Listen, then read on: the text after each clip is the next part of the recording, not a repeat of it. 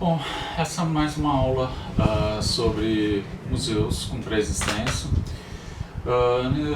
Nesse caso, a gente vai dar uma olhada no Museu de Artes Decorativas em Frankfurt, projetado por Richard Meier, projeto de 1984. Nesse projeto existe um pequeno palacete, o que é uma pré-existência, que foi o elemento de conexão com relação a todo o restante do museu e a construção propriamente dita de toda a ideia do museu. Nessa imagem a gente tem a posição desse museu em relação à cidade. Claro, é necessário compreender que originalmente, né, este palacete ele estava solto em relação à cidade, né? Não existiam esses arruamentos, não existia essa definição tão clara de quarteirão.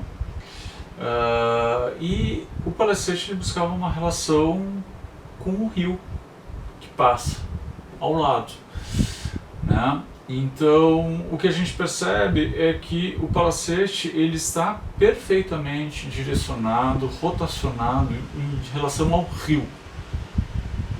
Bom, a cidade se constrói ao redor dele e com o tempo uma nova diretriz é dada. Uma nova direcional é criada dentro desse espaço, em função de uma quadrícula de cidade. Bom, é nessa situação que surge o novo museu, onde o Richard Meier ele precisa estabelecer esse diálogo, né, entre outras questões, estabelecer esse diálogo entre essa pré-existência voltada ao rio e a malha da cidade, muito similar, mas não igual à orientação dessa pré-existência. Bom, e para isso ele vai se utilizar de uma pequena rotação, né, fazendo com que o museu assuma, né, em sua maior parte, a nova geometria, a nova direcional, o novo alinhamento em relação à cidade. Sim, ele precisa se relacionar com a cidade, dialogar com essa cidade, e nesse ponto está absolutamente correta a atitude do Richard Meier. No entanto, ele também precisa se relacionar e dialogar com a pré-existência. Então, para isso, ele acaba, em função disso, ele acaba rotacionando alguns elementos de um modo extremamente sutil e se utiliza da pré-existência como o ícone, como o elemento conector de fato, né, inclusive volumétrico, inclusive em termos de fenestração, né, de todo o conjunto. É claro que é importante compreender que a gente está falando de um prédio projetado há aproximadamente 36 anos atrás, né? Estamos em 2020, esse prédio é de 1984. Em 36 anos muita coisa muda, né? Pensando em arquitetura, sim, né?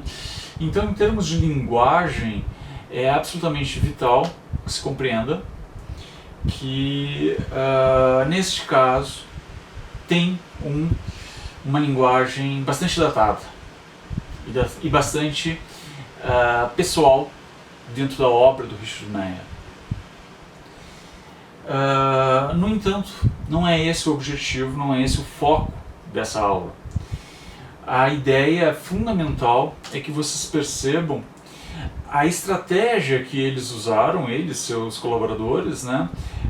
A estratégia que eles utilizaram para, a partir de um elemento histórico, a partir de um elemento do início do século passado, se chega num elemento do final do século passado, estabelecendo um claro diálogo entre as partes, no entanto sem né, incorrer numa necessária falsificação, numa necessária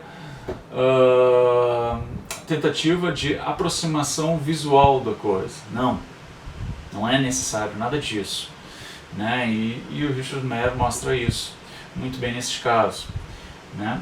E é justamente esse o ponto que eu considero absolutamente fundamental que se compreenda.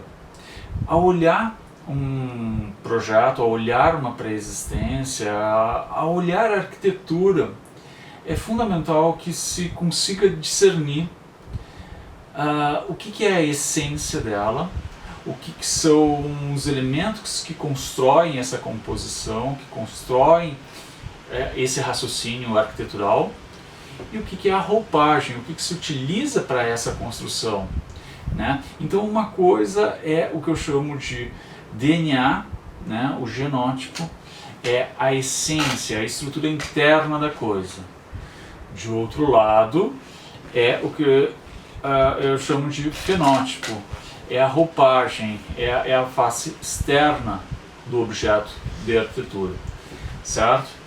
E nesse caso que a gente vê justamente essa transição, né, entre esse palácio, né, esse palacete, essa residência, né, que possui um volume quase que cúbico, né, se aproxima do cúbico, né, não é de fato um cubo, mas se aproxima muito dele, né, é um bloco então, que parte do princípio de perfurações sistêmicas. Então existe uma clara modulação nas perfurações que ocorrem dentro desse volume. É interessantíssimo esses 3 desenhos colocados embaixo, né, desse slide, porque mostra a interpretação do Richard Meier a respeito da fachada dessa pré-existência, a vetorização desse desenho, né, o passar a limpo desse desenho, a métrica aplicada a este desenho, certo?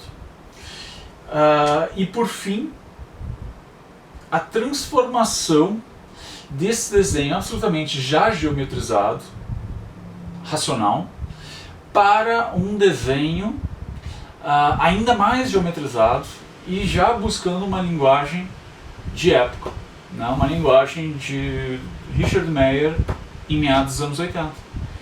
Né? Então, a lógica do volume cúbico, né, desse volume em bloco, permeado por uma sucessão regrada de perfurações, com uma determinada proporção, claramente é transferido ao novo elemento, e se constrói então a fachada desse novo museu a partir da pré-existência, sem contanto ocorrer qualquer aproximação no sentido de falsificação ou qualquer coisa nessa direção, né? Não, existe uma série de perfurações, mas dentro de uma linguagem, né, que o Richard Meier na época escolheu como adequada para a solução desse projeto. E o que a gente também consegue perceber nessa imagem, principalmente na imagem já do prédio novo, é que, assim como na imagem anterior, a gente percebia que justamente nos espaços de circulação, ou seja, nos espaços que tu tem um pouco mais de liberdade, é onde ele optou por absorver aquelas pequenas, aquelas sutis diferenças de geometria, de alinhamentos, né, do rio em relação à quadra da cidade.